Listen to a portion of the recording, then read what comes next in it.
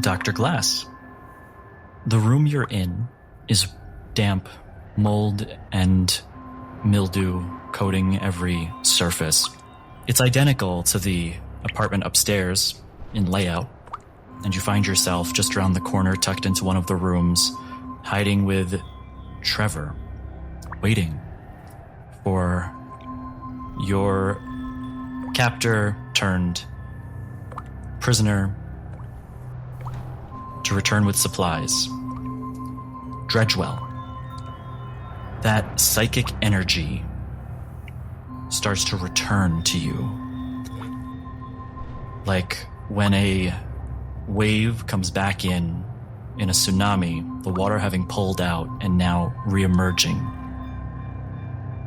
It's a dreadful feeling.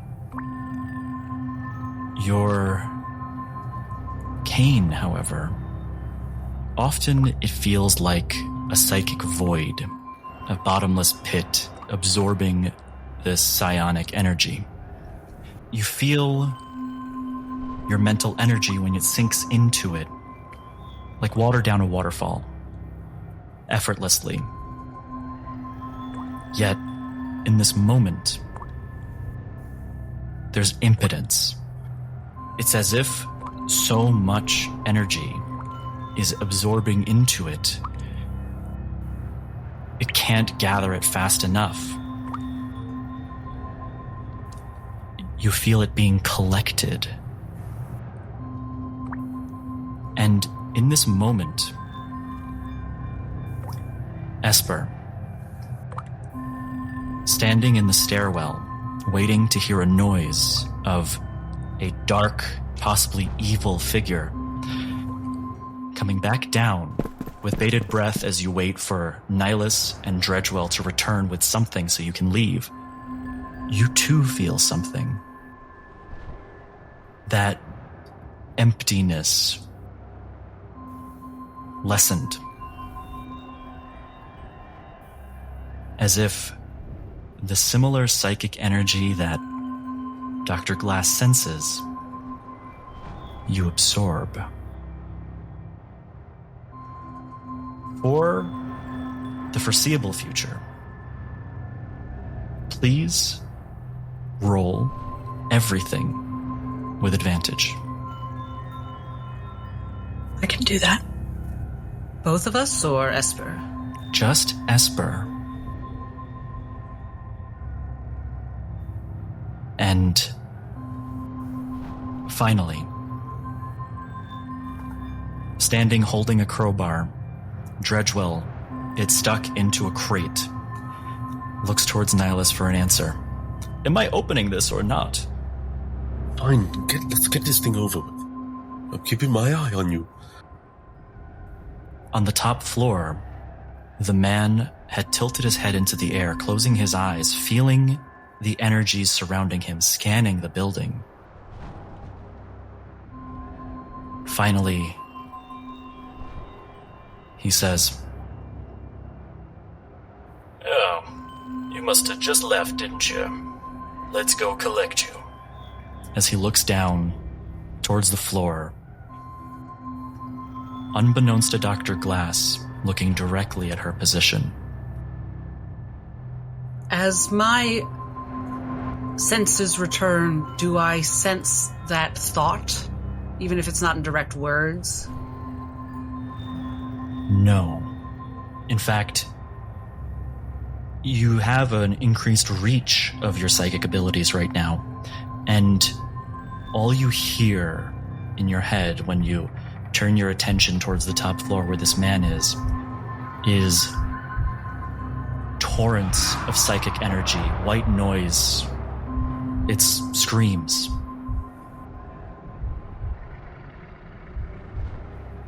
She reminds herself that symptoms are information and tries to detach from her powers as best she can to shut out the Nexus, and steps out of her hiding spot as quickly as possible, saying to Trevor, "It's too late, we have to go. Esper was right to begin with, and she tries to get Esper in her line of sight as quickly as possible. When she sees Esper, if she does, tell me if she doesn't. You step out of the apartment you're hiding in and into the hall near the vestibule, near the entrance to the building. And there you see, in the doorway of the stairwell, Esper silently standing. And she's about to speak into Esper's mind, and she decides against it, and she just makes a big gesture of come on, and lifts her pocket watch as though to say, now. Esper is going to take that signal, and there's little room for any other interpretation for them. They're going to step a little further down the stairs so that they can, whisper yell down there. We have to go! Now! Back up the stairs. Going to meet with Glass, but keep an eye on that basement door. He nods towards Nihilus. Then it's now. And as he takes the crowbar, bends it downward, the box, the crate, the wood splinters and shatters upwards. And as he opens the crate, from within, you find an obsidian ball sitting on a bale of hay that's been stacked to protect it. Its material is identical to that of Dr. Glass's cane. The building starts to shake in this moment, and a fissure forms all the way from the top floor to the bottom and further down. The entire building shakes as it's pulled apart in two halves.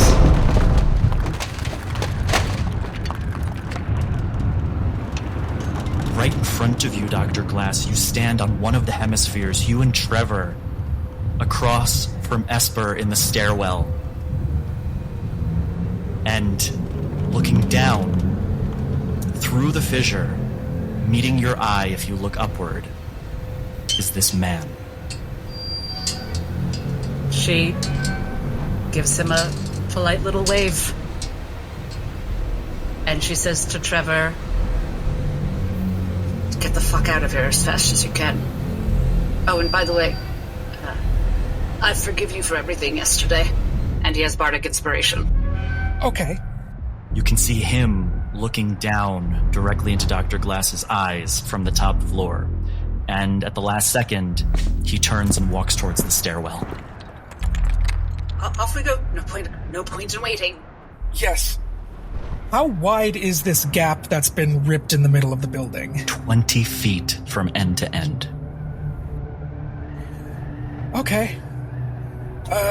Well, I might be able to, cross that gap on my own, but not with you. No, I think I should start to make my way, and you'll still catch up with me. Yeah, alright. And I know what you're going to say to this, but I have to say it anyway. You should strongly consider going in a different direction than me. Because I don't think it's you he's flirting with. Okay. And she goes. She's slower, so she starts making her way away. She does not know to where. Trevor is just going to stand at one end of the gap. He's not going to try to jump over. He is waiting for them, waiting for the rest of the group, just seeing what they're going to try to do to get over, and he's going to try and assist in any way he can. How is this going to help us? He takes it. I'm sorry, every other crate has been useful. But what in damnation did you do? He looks towards the breakage, and he, if allows, he particularly sees that Dr. Glass is getting away and knowing her nature, and he casts Hunter's Mark on Dr. Glass. As he says to the guys, I knew I couldn't trust you for a second. But then as he approaches Dredgewell, he looks into the box. I suppose Nihilus would recognize that it's made of the same material, or would that be difficult to notice? You would certainly recognize it, yes. It's identical. Its crystalline structure, its jagged edges, its similarity to obsidian. I don't know if this is retcon or whatever, or something, but would Nihilus have any idea of, like, the weight of it? Like, does it look like something he can carry? It's like baseball sized, and when he holds it, he's an old man, he struggles a little bit. You can guess that it's weighty, but for you, would be very easy to carry. Fine, if we don't have any time, we have to leave now. This is my last chance of giving you a moment to survive this. Grab whatever the hell you need and get out of here. Anywhere. Here, shoves it into your chest. I don't need this. And he starts hobbling over towards the stairs. As he gets into the doorway, he sees Esper on the top. What does he see when he looks at Esper? There was wide-eyed, looking back and forth between Trevor and the stairway as they're standing back up to full height, and with them, their pack on the ground, pulling out a piece of rope.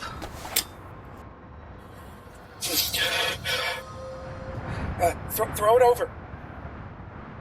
Yeah. Chucks it as hard as she can while holding on to one end. It's 50 feet of rope, so it should make it. It does.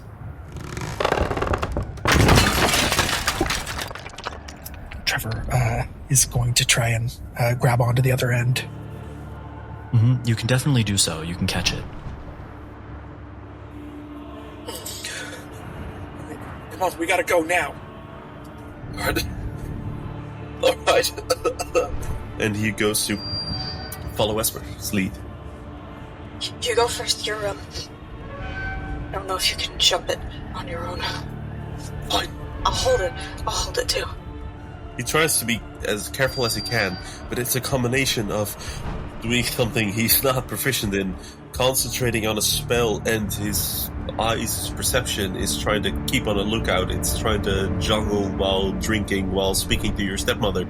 It doesn't make sense, and yet he has to try either way. Mm-hmm. And what you're climbing over across the gap using the rope? Yes. Trevor and Esper, please roll a combined athletics check. I'm going to say the DC on this will be 30 cumulatively together. So average of 15 each. Okay. Oh boy, I had rolled a natural 1 for a 6. Well, it's a 16. Nihilus. You put your hand on Esper's shoulder as you climb onto the rope. Grabbing on, you start moving across. You get halfway until Trevor, while you're holding stalwart, steady, Esper, your side is coated with this thick, kind of murky moss, this sludge that is built up in this withering building, and you start to slide. Nihilus, you feel the rope becoming less taut as in a V shape, it starts sinking down in the center, and you have a reaction. Esper, Trevor, and Nihilus. Oh boy. I think the best thing that I can do is, I guess, what would be akin to attempting to grapple this rope and pull it back taut. You can roll another athletics check.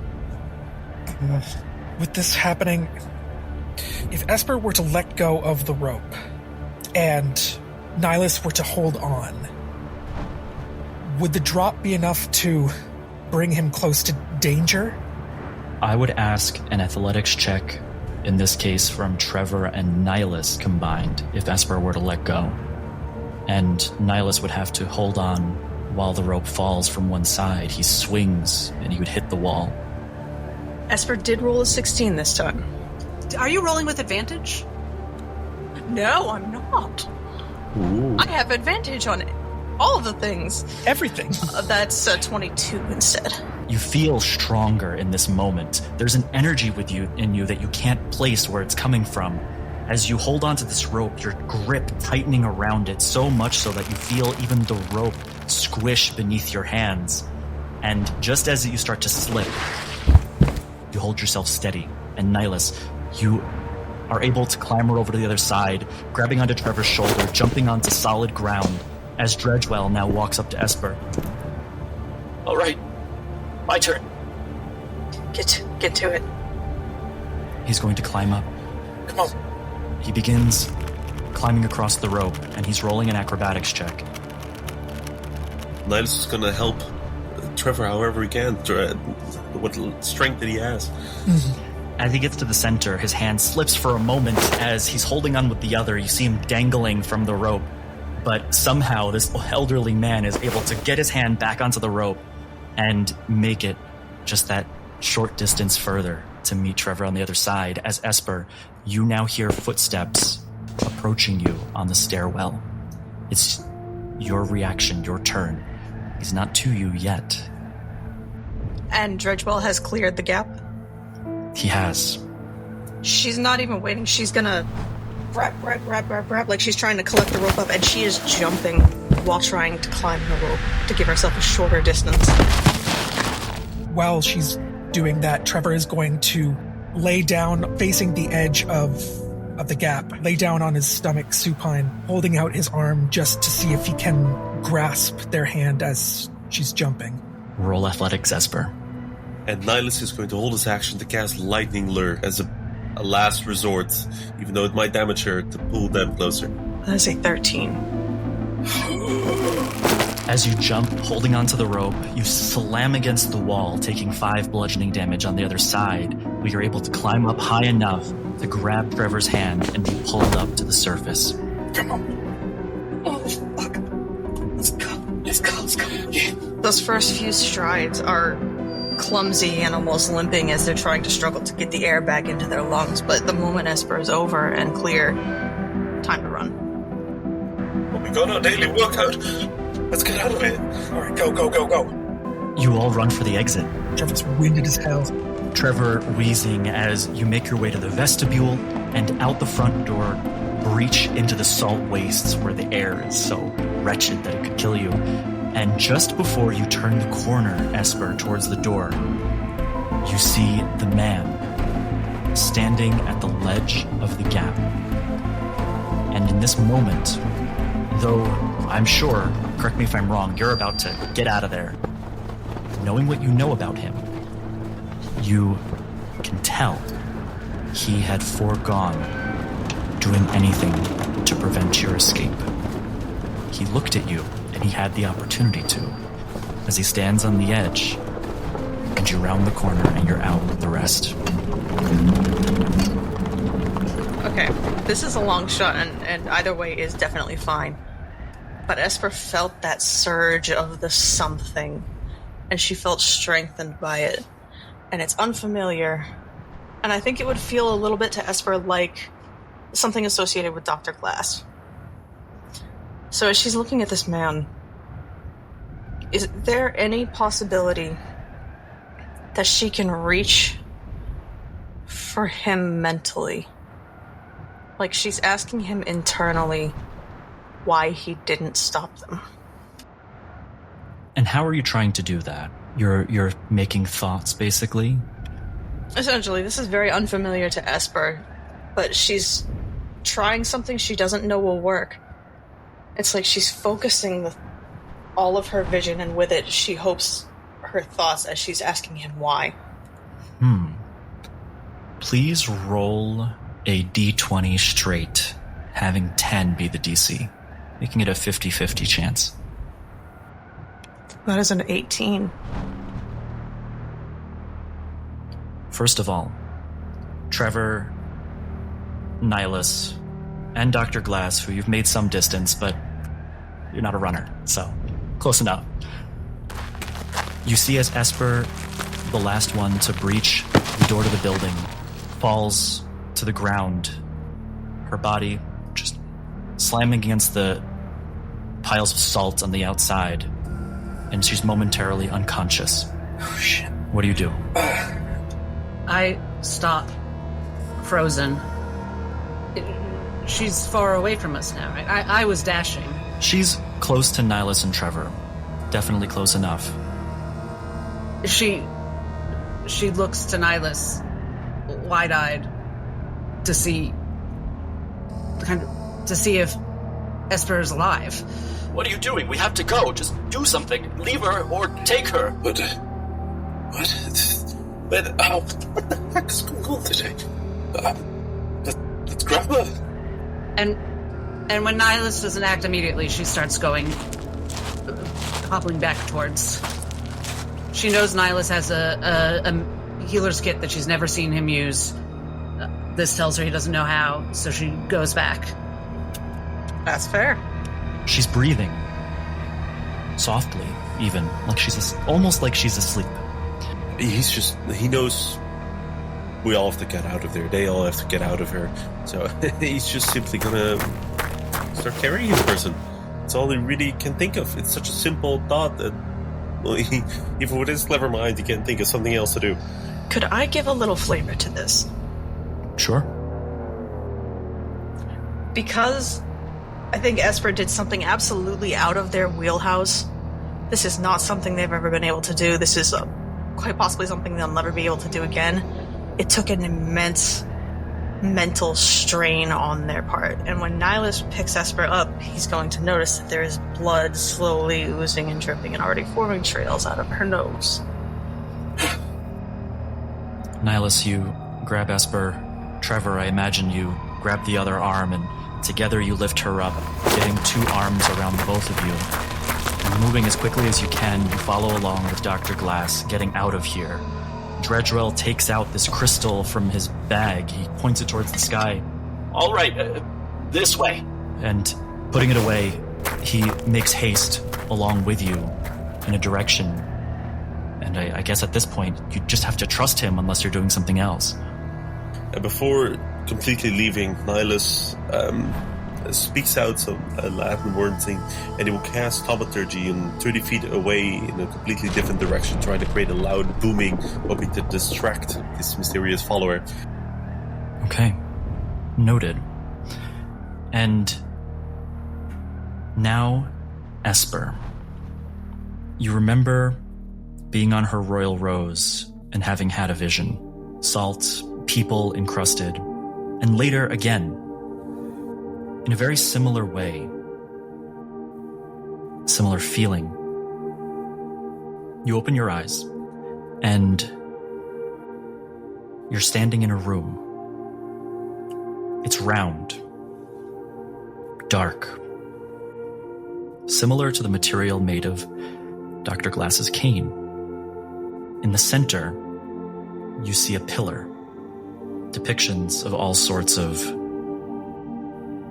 battles, people, almost like hieroglyphs telling a tale. And it slowly raises. The only other person who's seen this room among the group is Dr. Glass. And standing in this room, there is that man.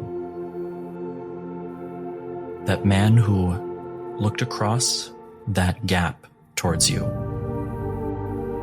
who you opened your mind to. And taking a step in your direction. You don't belong here. This isn't your place. What does that matter? Why are you coming after us? Your friend is headed down a dangerous path. One that could be catastrophic. And you think you're helping us or her by coming here and trying to kill us? What do you think you're doing? Well, you've proven yourselves dangerous. You killed some important people. You've upset the balance. And quite frankly, you have the Vanthorns all up in their hackles. I've never seen them so upset. I actually find it quite funny. Wouldn't be surprised. You're probably working for them. In a sense, I work for the common good. And the Vanthorns right now are part of that good. Whether it's clear or not. No. I don't think that I agree. And I think that you are maybe giving us a little too much credit. Because We don't know what we're doing. We just want our friends back. And I know you killed one of them. And we want to make it out of here. You said you know that I killed one of them. Now, how could that possibly be, young lady? I don't really know. I don't know. But I know he's dead. And the moment I heard you talk, it was a familiar tone. I know you were in the room with him, so you must have done it. Oh. Now it started to come together, I reckon. He steps forward with a finger and he pokes your head. Cut your goddamn hand off, you touched me again. You're something special, aren't you? No. I'm just a weird kid with problems. That's all.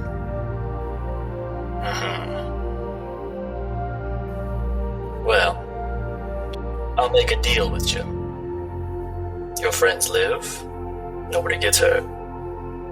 And you should consider that an honor, because I don't often even bother to have this conversation, but judging by the fact that you made it here, you're someone special.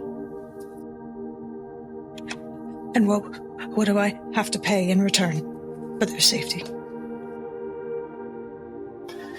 You just have to bring your friend to the Citadel. You bring her there. Everybody else lives. But she doesn't, is what you mean? I did not say that. She too will be unharmed. And then when she's in our possession, you can go about your days, pretend like you never knew her. Because to the world, she'll be gone. All right. Now I want you to know something.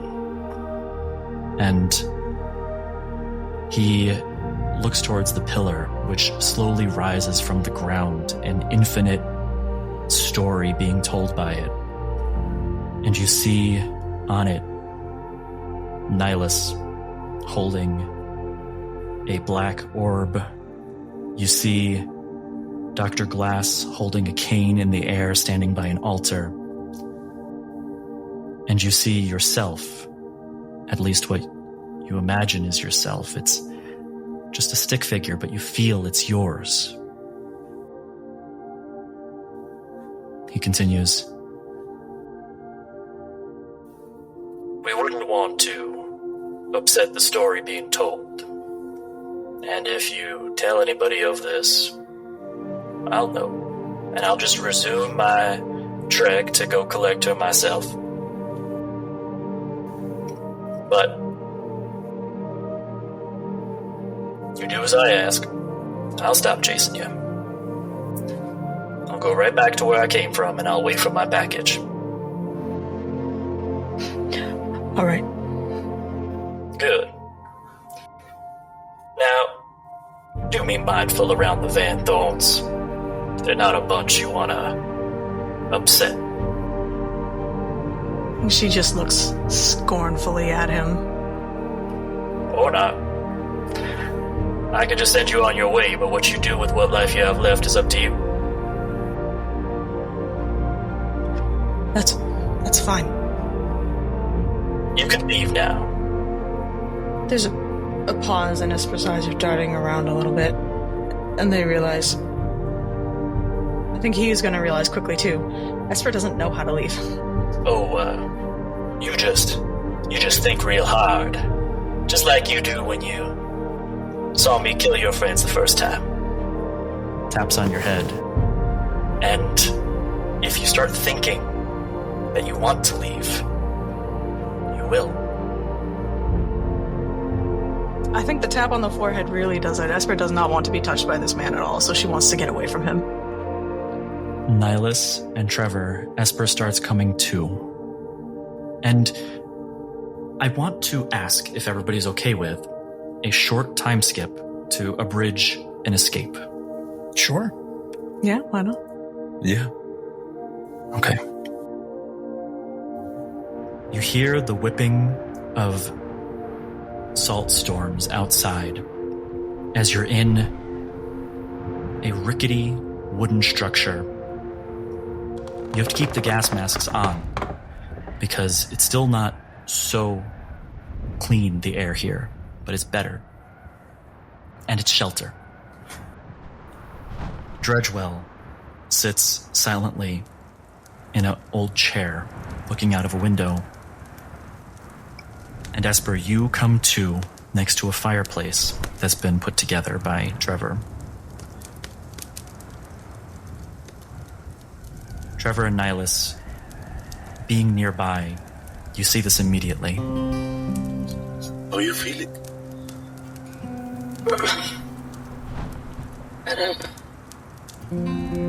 Not fucking wonderful.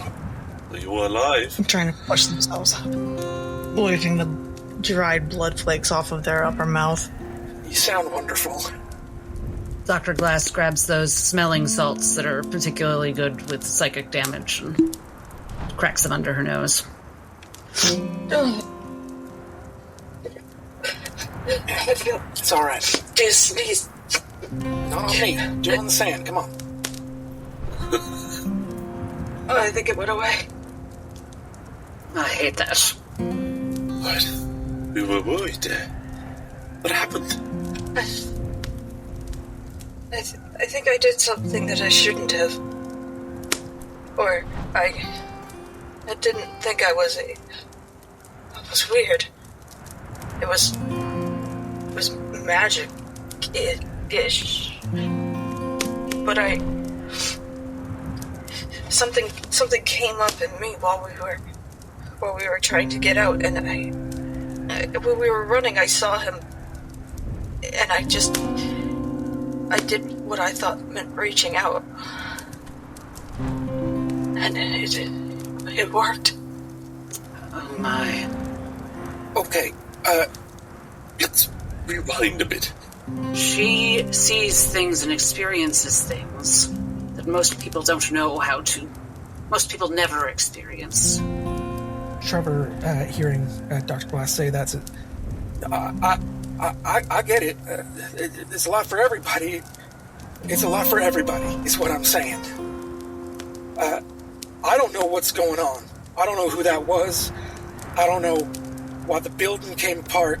I don't know anything, okay? So sorry if I'm a little freaked out. But let's figure this out, right? You don't need to be sorry. Yes, of course. But Esper is the one who knows. It's a lot. I don't know what it was that made me think that I could do it. Something feels bigger in me that I didn't know it was there. And I realized when I looked back and I saw him, he wasn't doing anything. He wasn't trying to come after us. So I just asked him why, and the next thing that I know, I'm in some dark room. There's this pole, stone pole or something, and it had these drawings all over it, and he was there. He must work for the Van Thorns. He must. He's coming after us because they're upset. And he thinks that you're heading towards something bad, Dr. Glass. He wants to stop you from getting there. And he let me go because he thought he was making a deal with me. He wants me to deliver you to the big place, back at Port Hillcrest. You could see it. We went by in the cable car sometimes. The middle. The Citadel? Yes, Yes, I did know that. He wants me to bring you there. And I only said yes because I wanted him to let me go.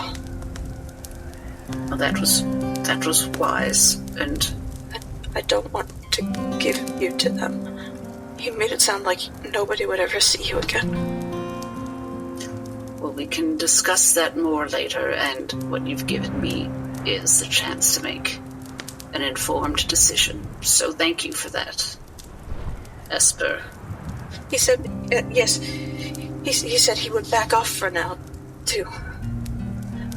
I'm very glad for that, because after what he did to that building, I don't think I want to meet him again sometime soon.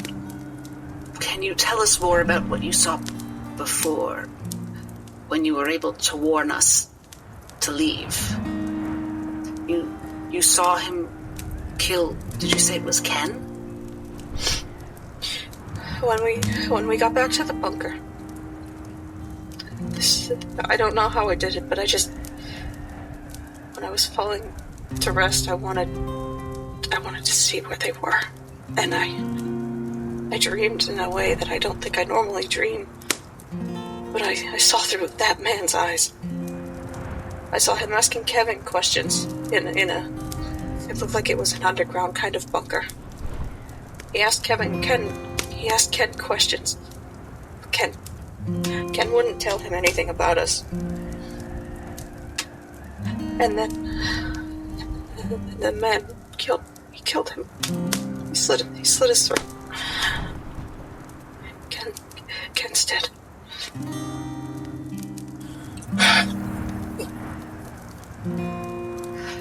Esperanza, there are a lot more things I want to ask you. How much can you handle right now? No, we should talk about these things. We should. We're in deep. And the first thing I wanted to say, in fact, and she adjusts herself to sit more officially across from her and takes her hands and slowly waits for Esper to look her in the eyes. I don't know if Esper would. I think it would be something that you notice that Esper has difficulty with, but eventually, after a couple glances up and then away, she kind of pulls herself stalwart and looks you in the eye. Dr. Glass wouldn't insist upon it, but she's found that people tend to. That her eyes have a bit of a magnetic effect. And she says to her, and I promise there's no, like, class feature coming. This isn't a manipulation or a spell or anything. This is just what she used to do for a living. She looks at you and she says, "Now, Esper, I know that you experience strange things, and your whole life no one has believed them, and it's been very dangerous for you to talk about them. So I understand why you didn't tell us about what you saw in the bunker.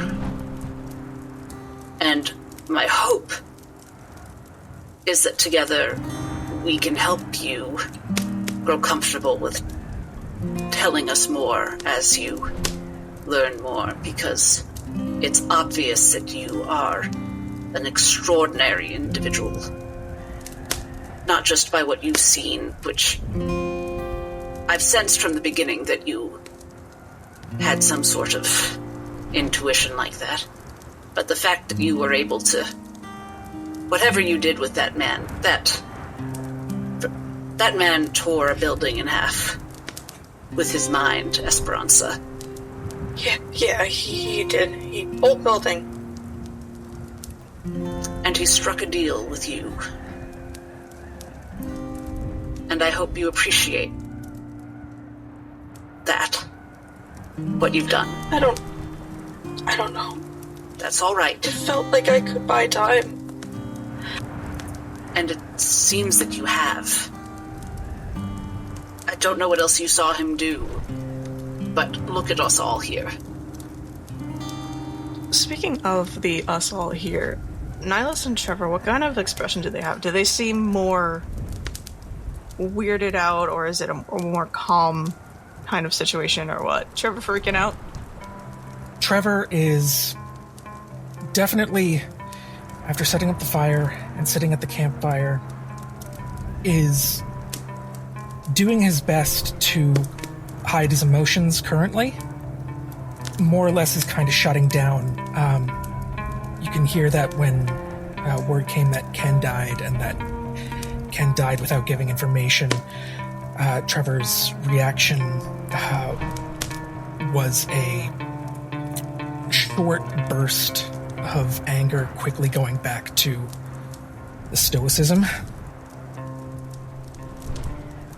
You can tell that after that, once Dr. Glass starts giving her spiel, he kind of gets up from the campfire and he's just kind of pacing back and forth. What he's truly thinking, you're not sure. Nihilus,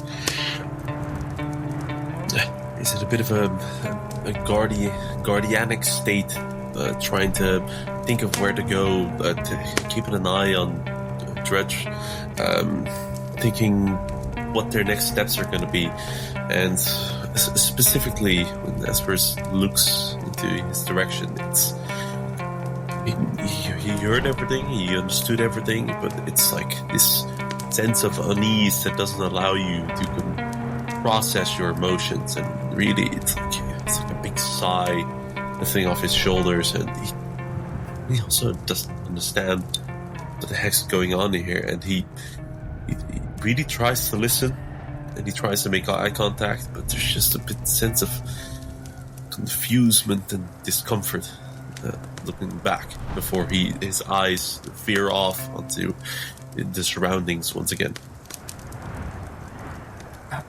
I do imagine that during this time, Trevor and Nihilus probably do lock eyes at some point, and just like, there's not a word coming from Trevor, but looking over at how winded and exhausted Esper is, and seeing the new developments that they've been having, there's just that look of like, what am I doing here? There's like, I need to do something and I have no idea what, and that's freaking me out.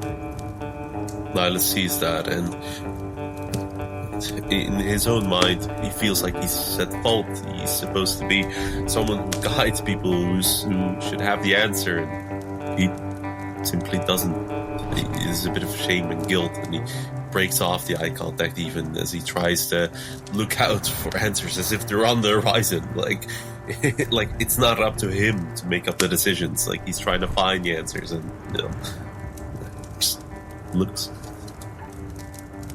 Nihilus, looking around the room, looking for answers wherever they might be.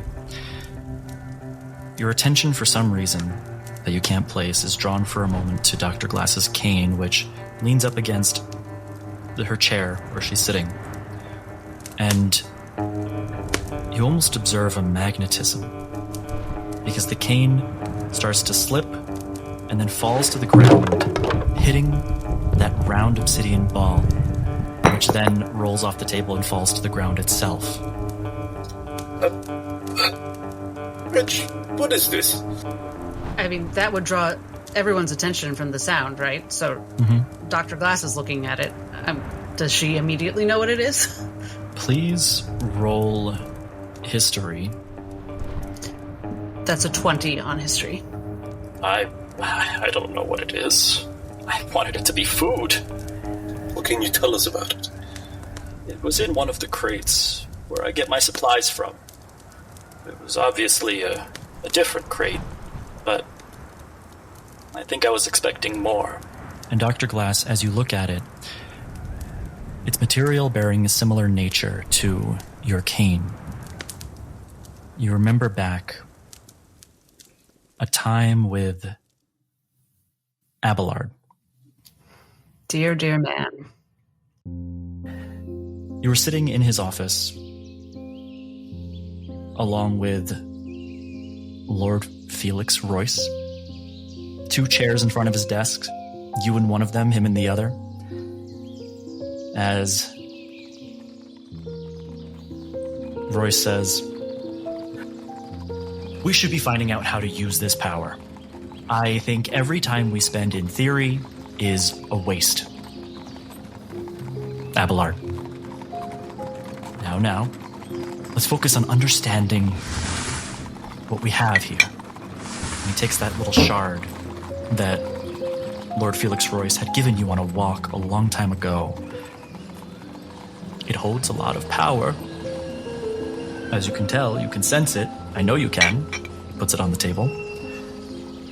But what kind of power? What happens if we tune into it? Maybe we go mad. Abelard, you know I don't like jokes about that.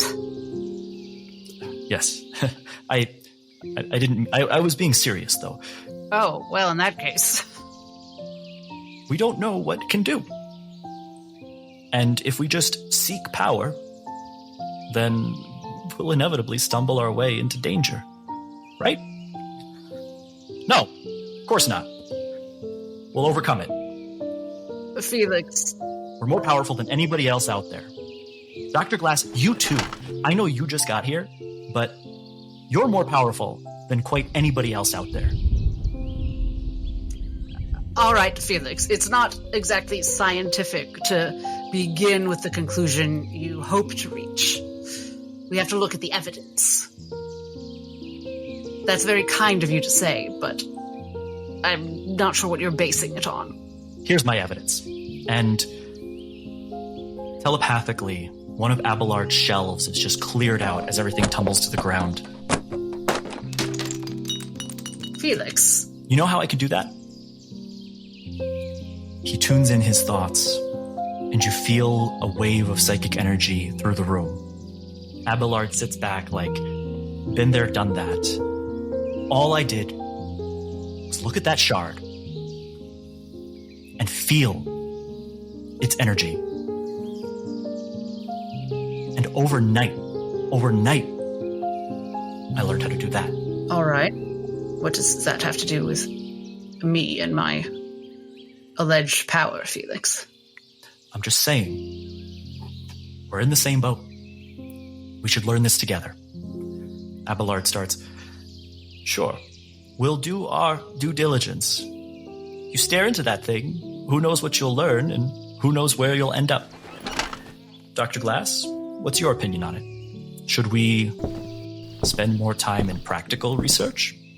Peering our minds into this abyss that is this small shard? Should we go Lord Felix Royce's route?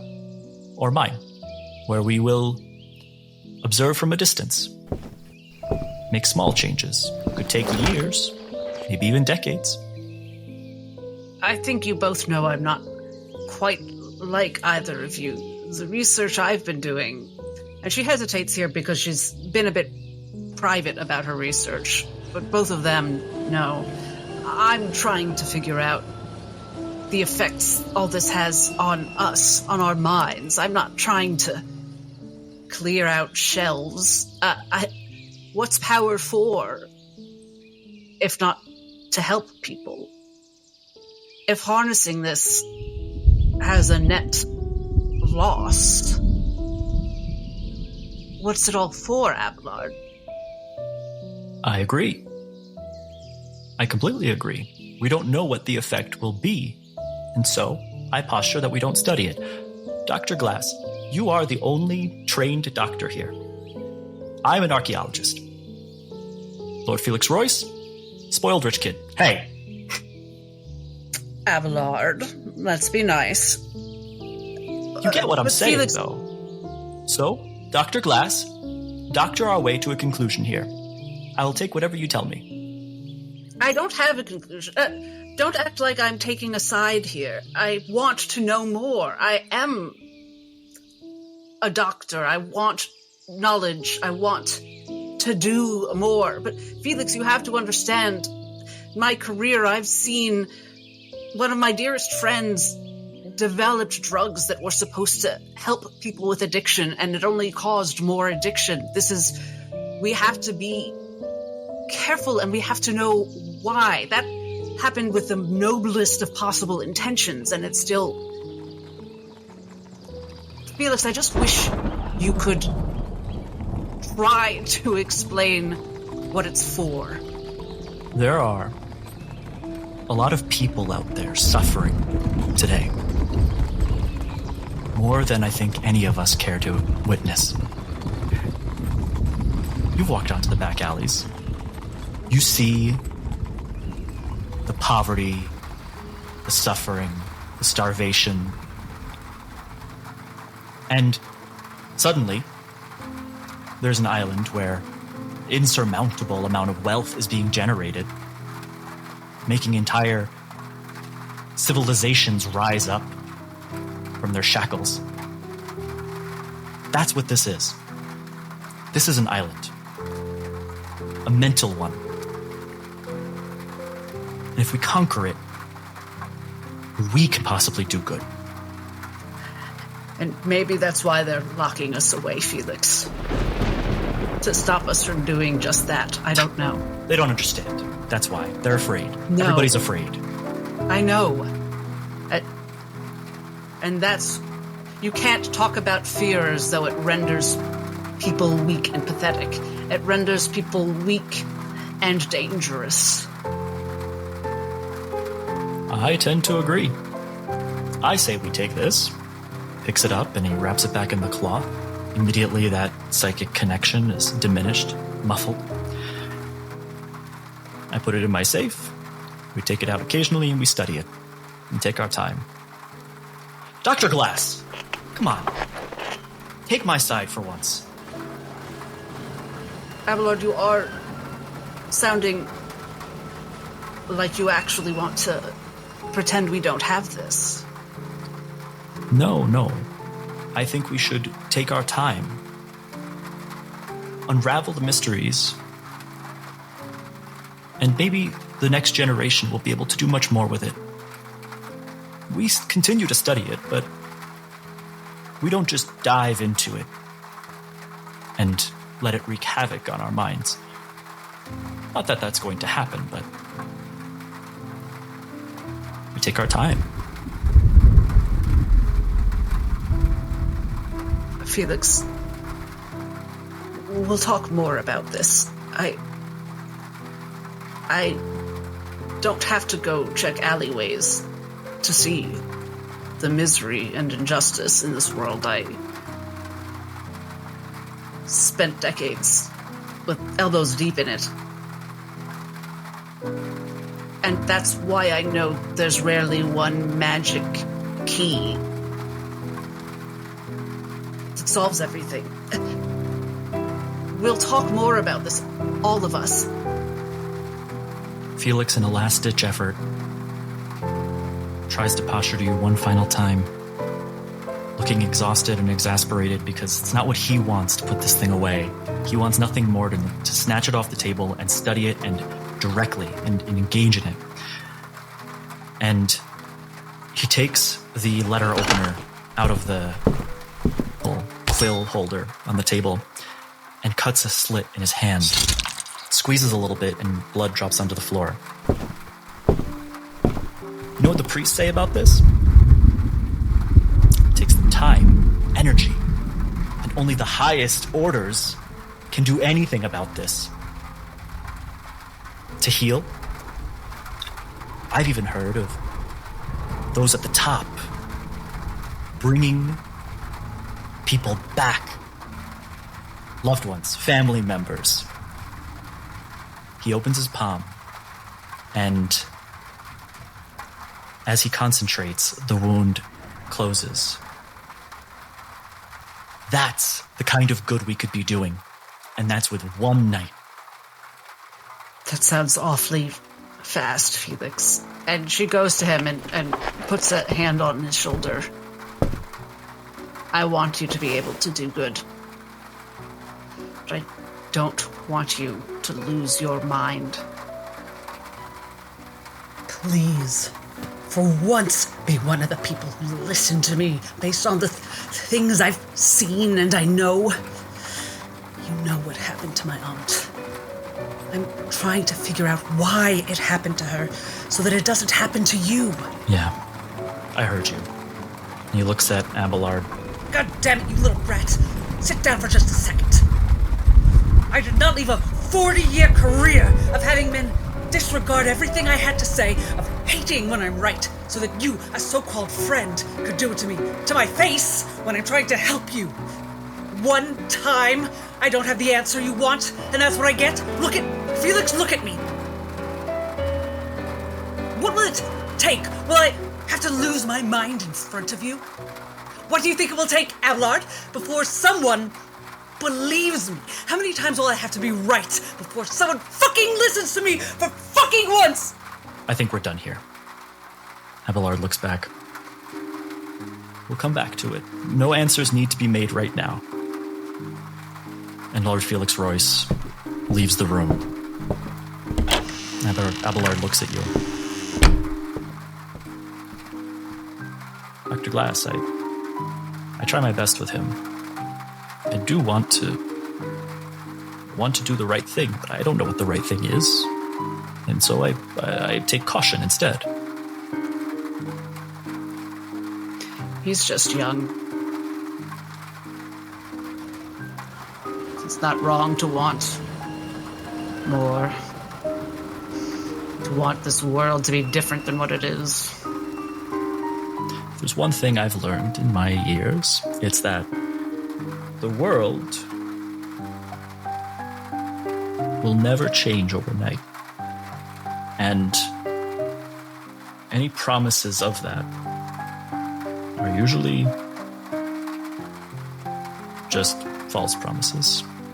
Unbridled hope for some. We'll get there. That's true, but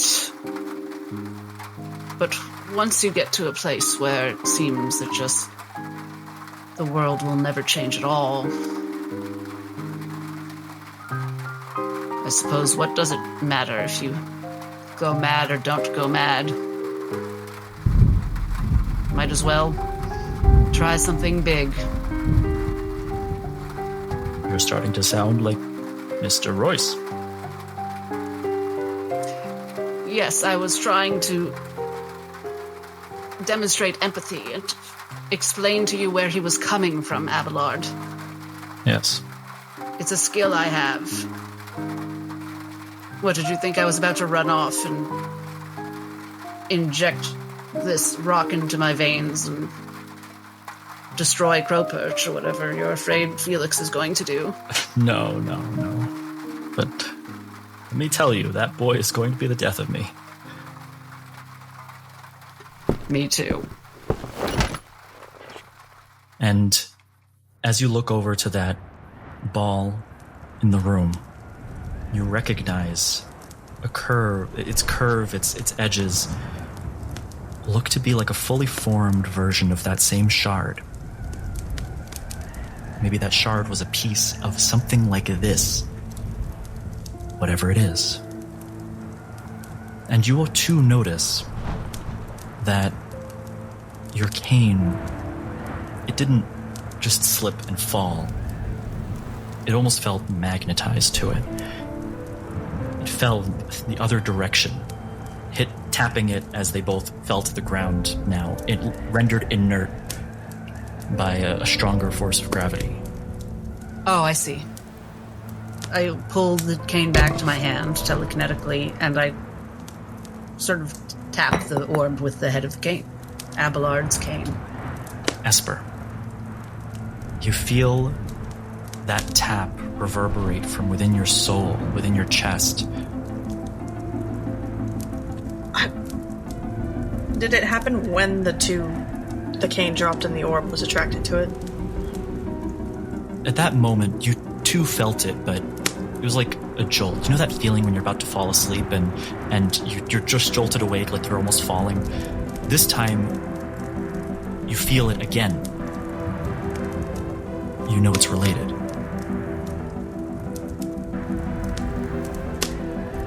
There's something about that ball.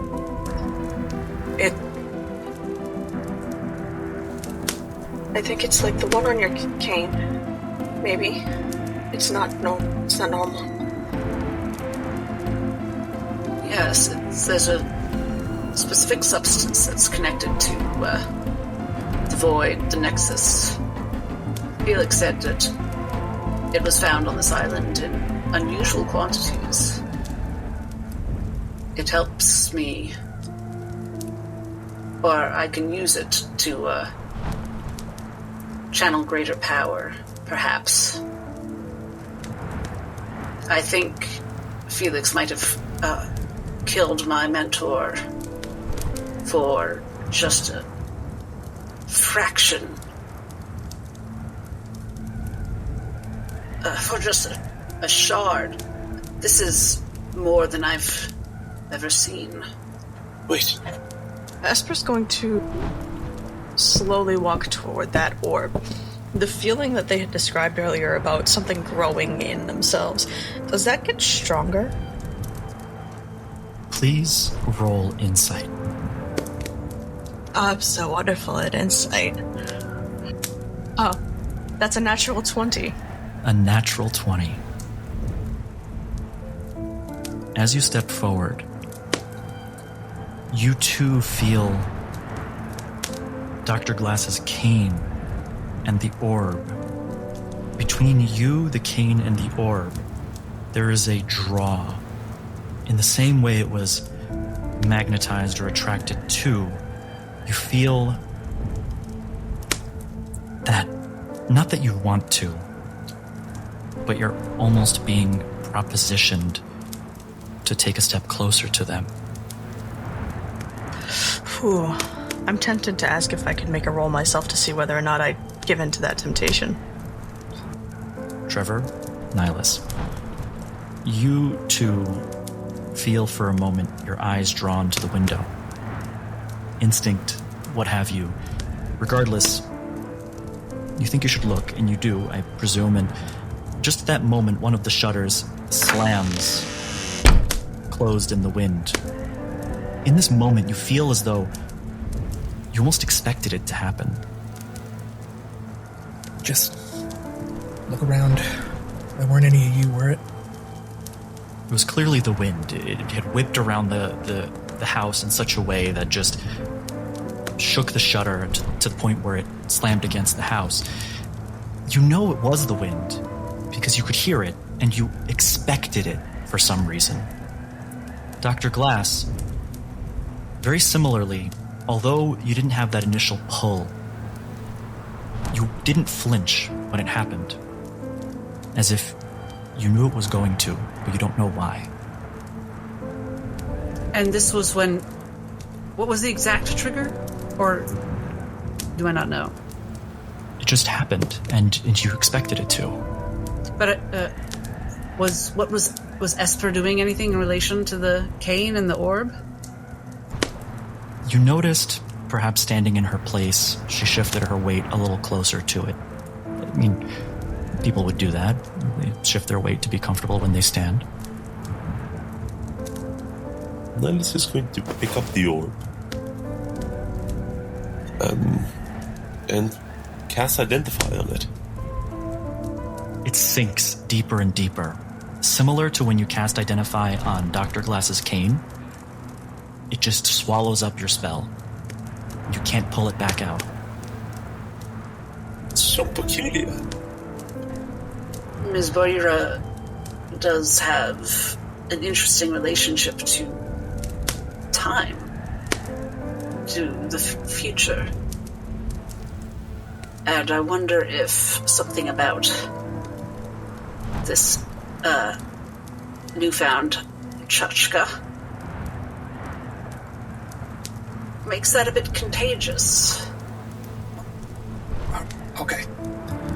I'm just gonna say what I'm thinking. I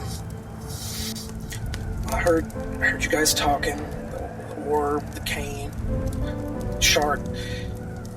It feels like this is meant for folks like you, right? Like it's one and the same, like a cut from the same cloth.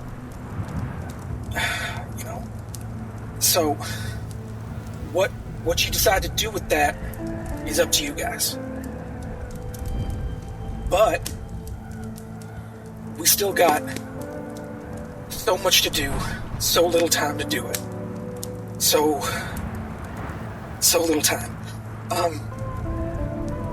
Can we just, And he's gonna walk over and try and take the orb from Nihilus, if he may. Nihilus gives it freely and willingly. Nihilus, as Trevor walks over, you see him walk over and slap the orb out of your hand. Then you also see him walk over and take it and inspect it. You see him walk over, and before he gets there, you drop it on the floor, startled. You see him walk over, and in an effort to keep it away from you, throw it out the window. You see so many possibilities before the orb is taken out of your hand, and Trevor, you're now holding it. Whoa! What? You didn't see it? You didn't see that? Felt that? I took the orb from you. You took it? I drew it? You slapped it? Like 20 things happened in just a mere second. Wait, what if I tried? Hold it. And he tries to take it from Trevor. Nihilus takes his hand and slams it into your chest. As you drop the orb, he grabs it with both of his hands. You then see him simply take it out of your hand gently. You see him grab it with both hands and throw it onto the ground as it shatters into a million pieces. You see another quantity of possibilities before you realize it's no longer in your hand. And Nihilus, you're holding it. Yet, Nihilus, you don't experience that, just Trevor. Well? Okay. Well, that more or less says shit for me. We should not be screwing with this. No, I agree.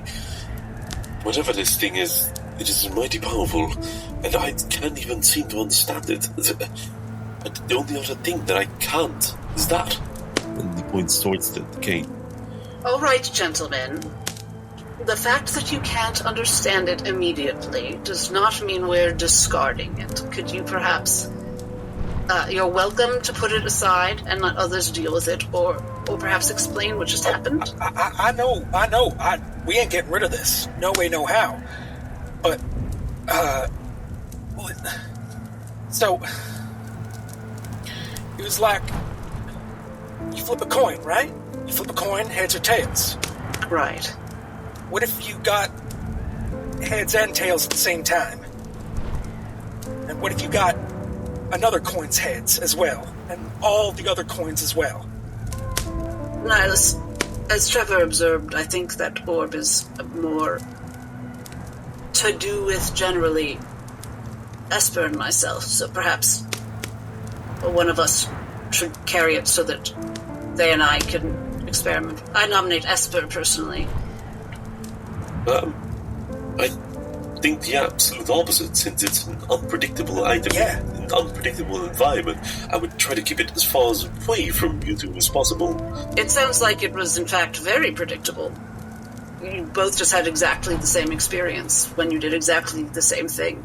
I want to study it further. Actually, this is a good moment, and then we will continue, because I think, generally, gentlemen, I would suggest that we would all benefit if you had a little bit more acceptance that we are going to encounter things you won't understand immediately.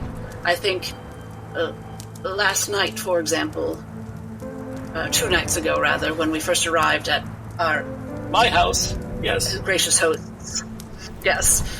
I think there's a tendency to, when you don't understand what someone else says immediately, to reject it.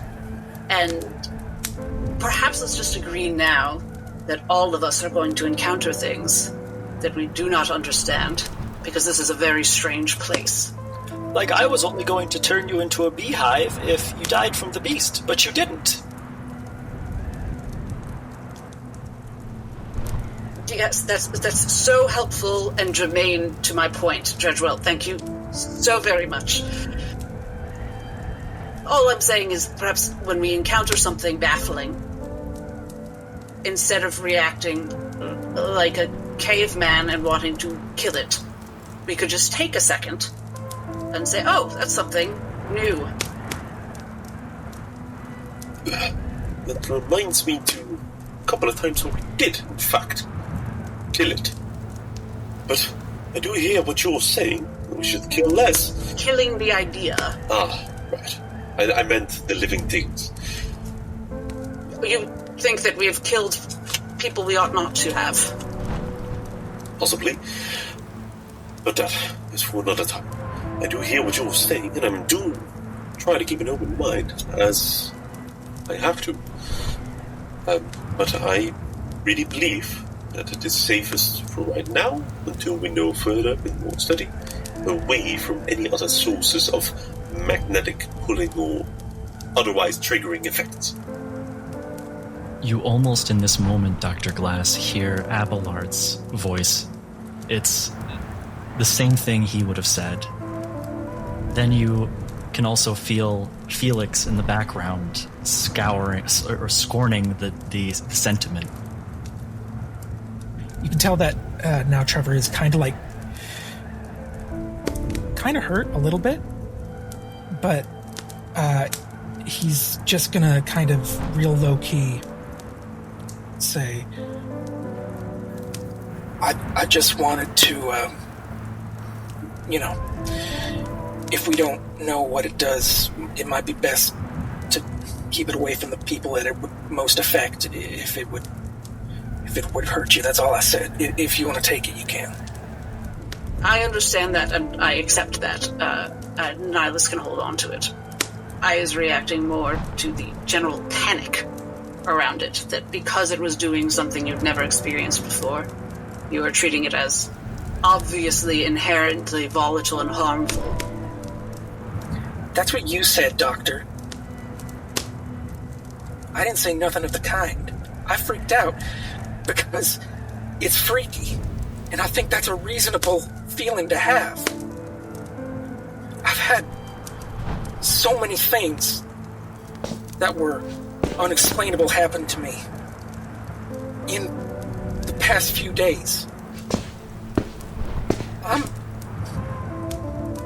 The last time I faced something unexplainable,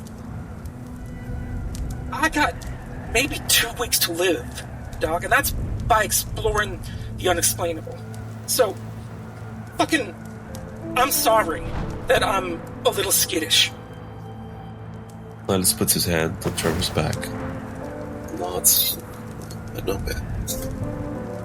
And Esper, you start to see possibilities. Thousands of them.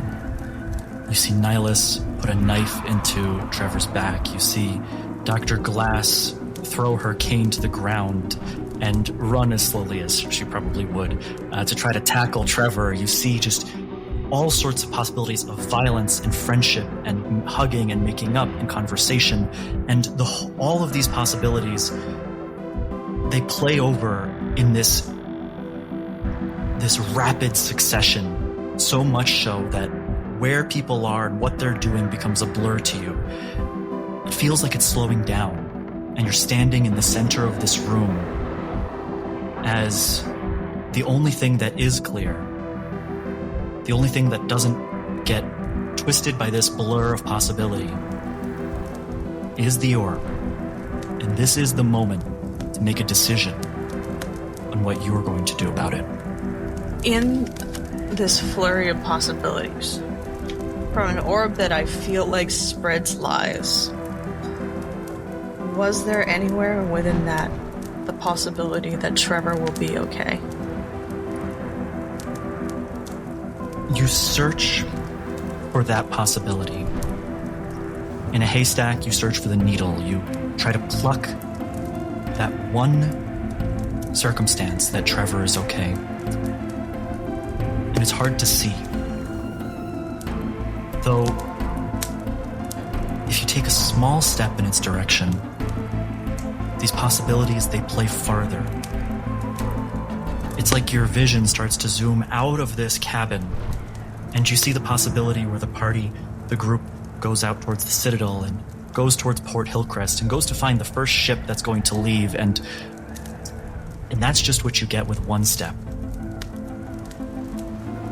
Esper's gonna take that one step, and it seems like they're absolutely fixated on it, where the orb is.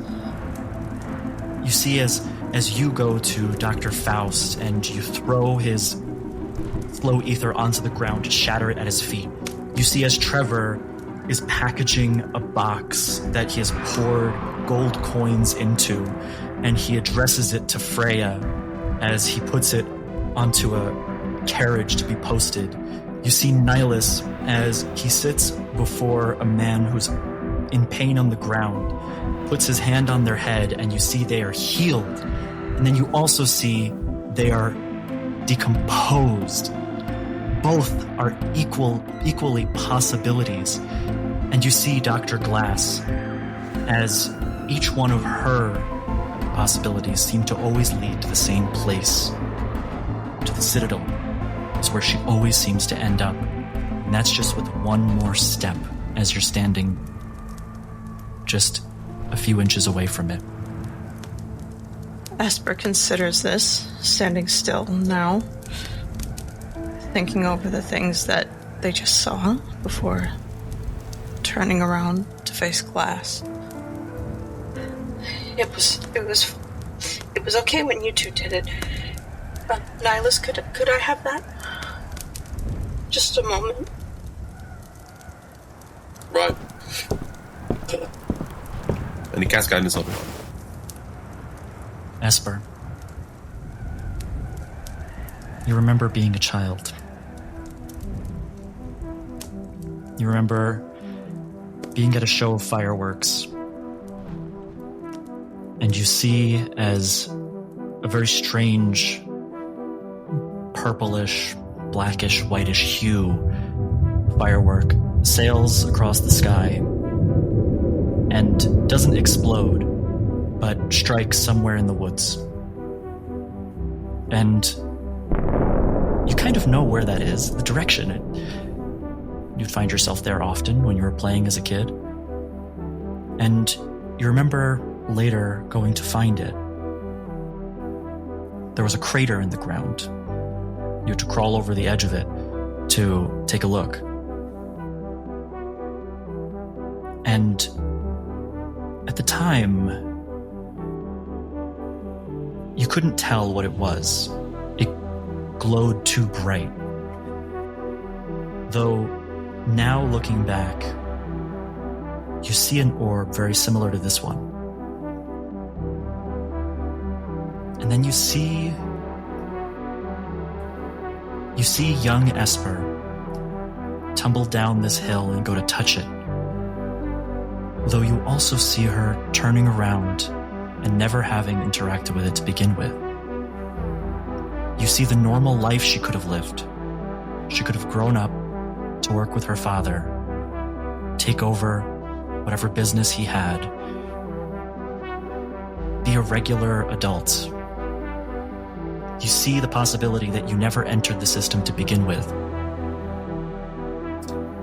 And as Esper touches this, Esper, you feel that energy that you had been harboring, that same energy that you could tell was in that cane, draining itself into this orb.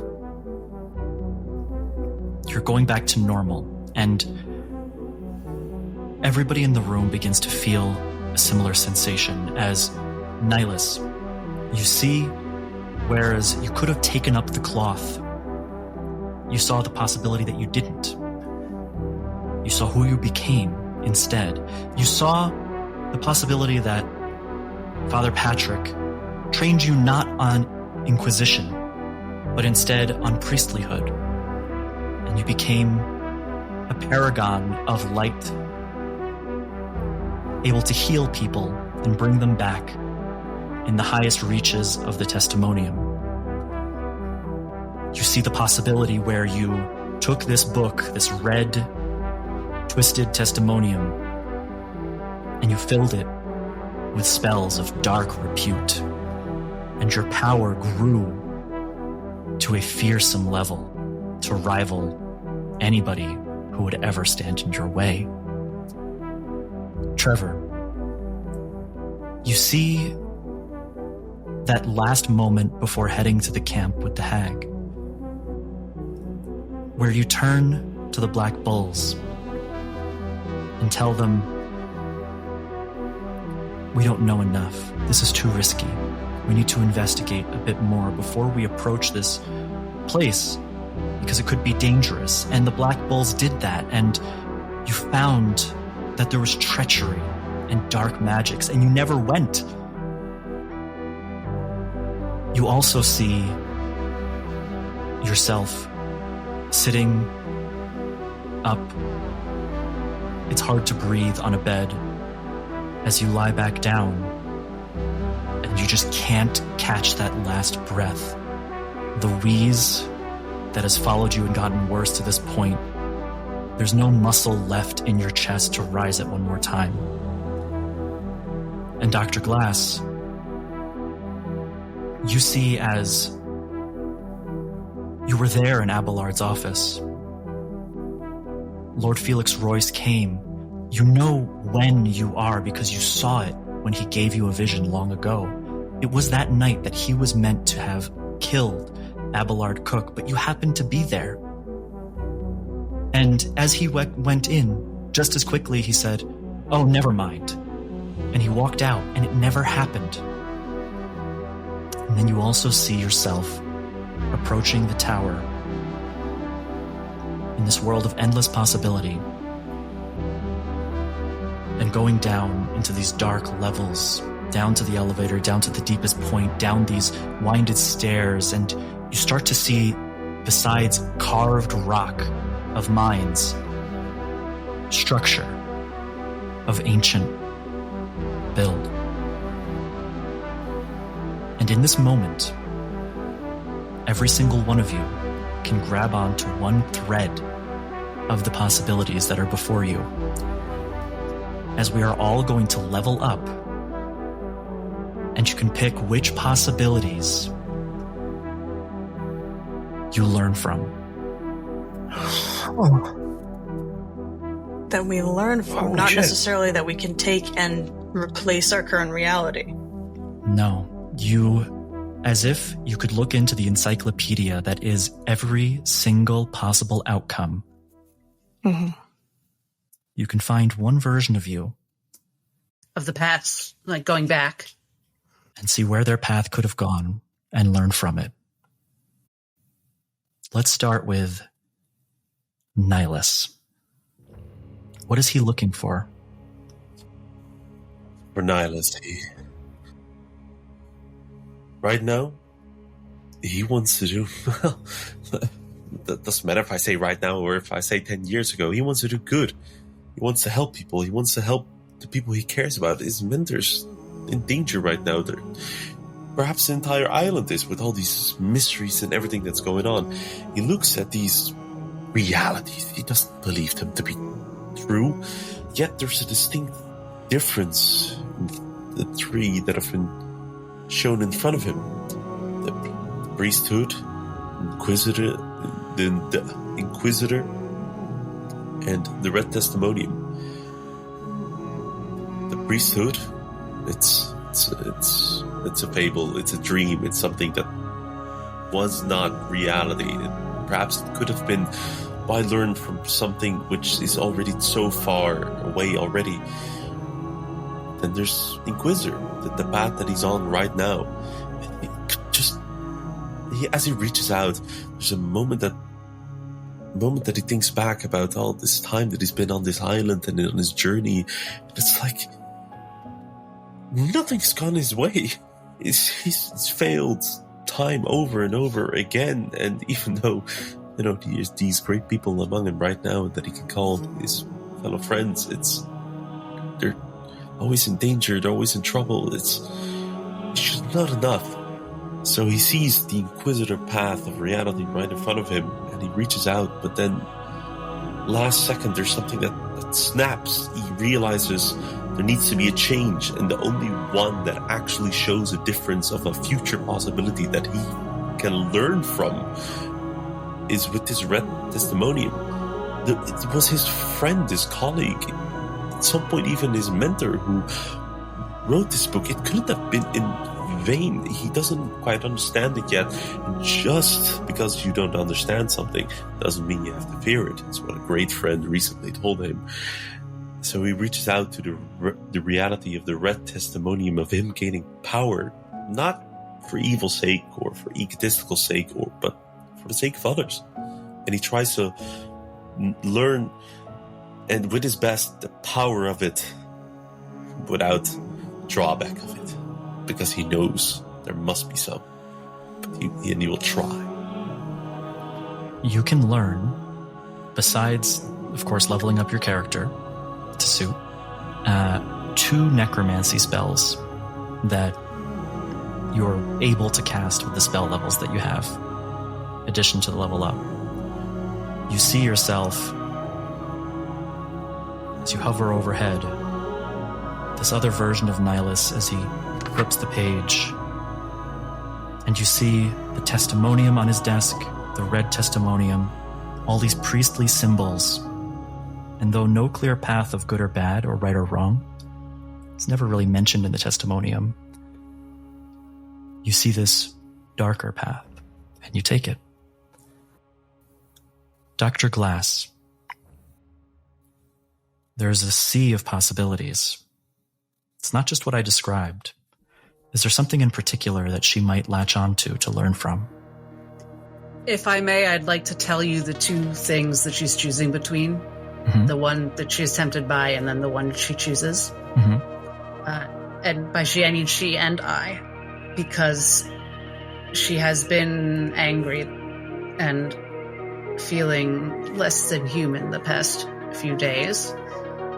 And the first thing she thinks of, she wants to swing big.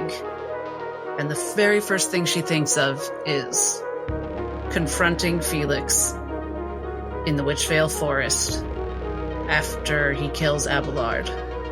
That in this reality left her with a limp and a nemesis and questions instead of answers. And she thinks, what if instead she'd said, show me what you're doing.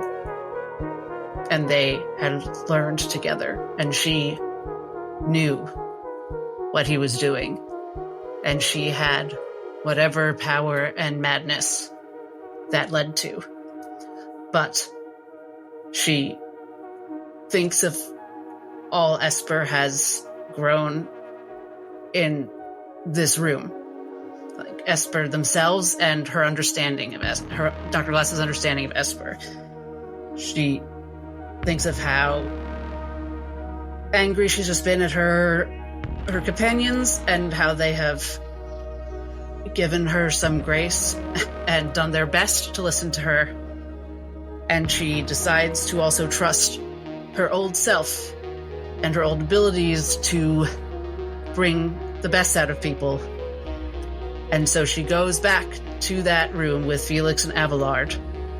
And what if she had gotten all 3 of them to work together?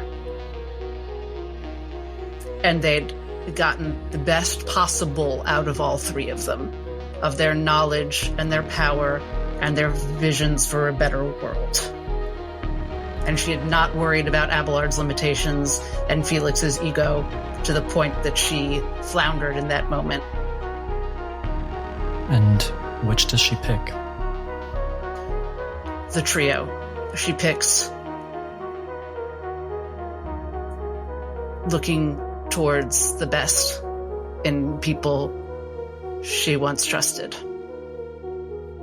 including herself. Trevor. A sea of possibility.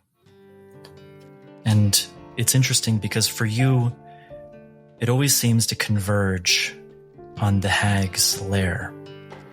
Yet, in those fleeting strands that precede it, you could have been an entirely different person. It's true.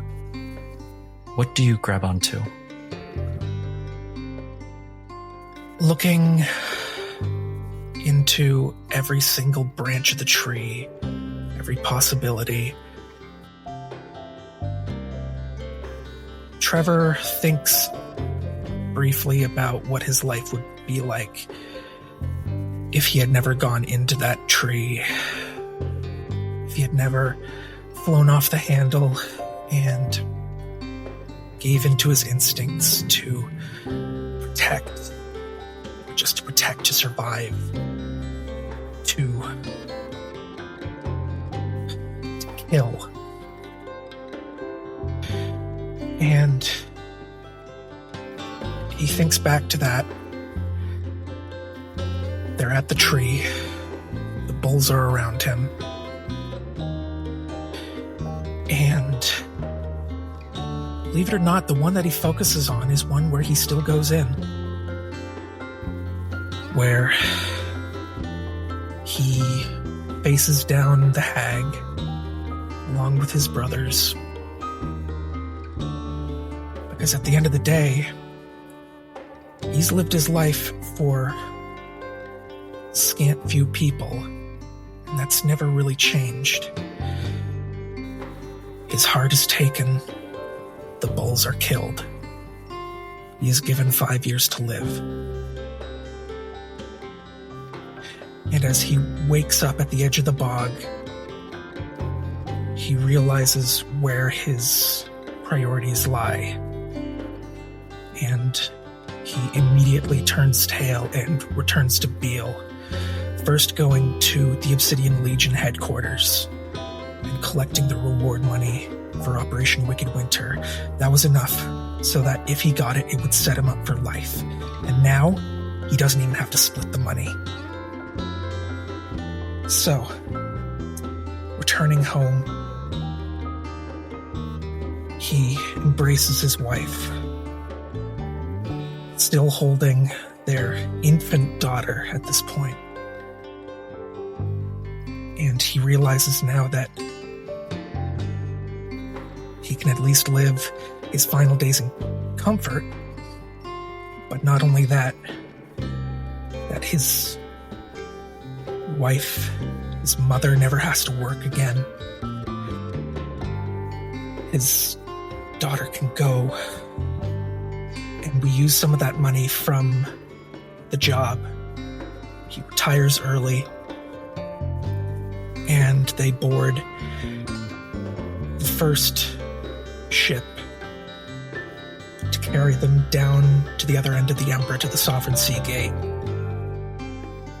where with the money that Trevor got, he immediately pools it into a fund to get Elise, his daughter, into the very best school that he can give her. And with as much time as he has, he spends every single day with them. Until eventually, in their very nice house, in their very nice bedroom, in their very comfy bed, with 6-year-old Elise not quite understanding, Trevor comfortably and finally passes on. And Esper. Esper's hand shoots out almost immediately, trying to reach for the image of themselves climbing out of the ditch without ever having gone and committed. And it's hard at that moment for Esper to determine whether or not they're imagining it themselves or if it's part of the orb helping, but they're trying to imagine what they could have been like had they never went into that hole. They could almost hear their own voice humming a song that their mother sang when they were baking bread, honey cakes, cupcakes, just fresh loaves of sourdough. What it would have been like to use their father's old tools as they took up the business and done wood carvings and insignias and all sorts of work. But what makes Esper hesitate is knowing that that is a reality that is not something she is allowed. To learn from what can't be in that moment, something that Esper has imagined so many times. While they're not somebody who understands much, they understand that to pull from that is to only increase the unspoken void of regret that lives in their chest. They can't learn anything from being normal. They aren't normal. They never will be normal. So their hand drifts and moves across, trying to search for a reality where not even that they could make themselves live day to day as best as normal as possible. They look for where they can use the tools that they have to be effective, to protect themselves, to keep people safe, because people have fallen under their watch lately, and they feel the weight of that. They feel the weight of having decided, whether or not it was their hand that did it, to kill somebody. And they realize that they need to learn how to do that more efficiently. They need to learn how to take, as their mind immediately and inexplicably flashes a moment of that charcoal figure.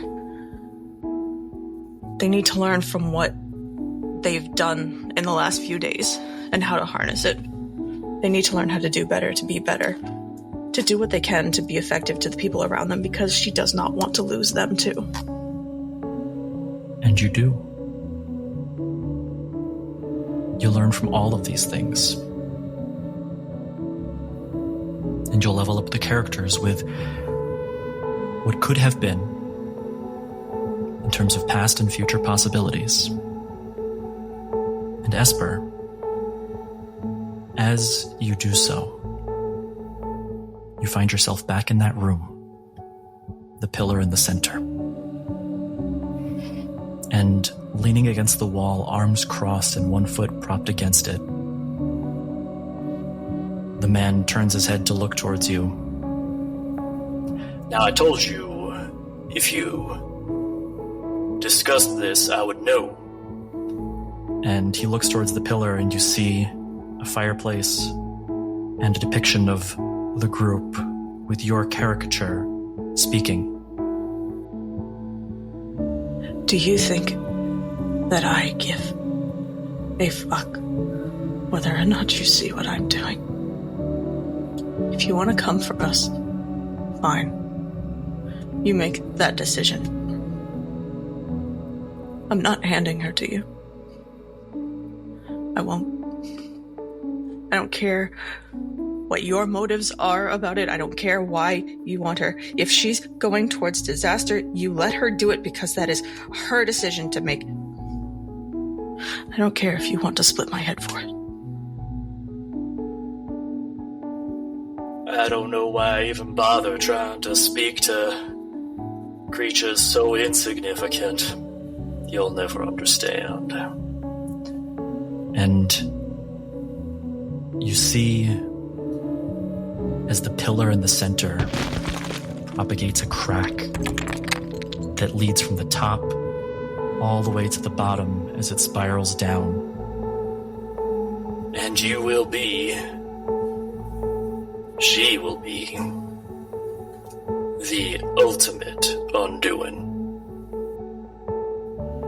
As we'll end the session there.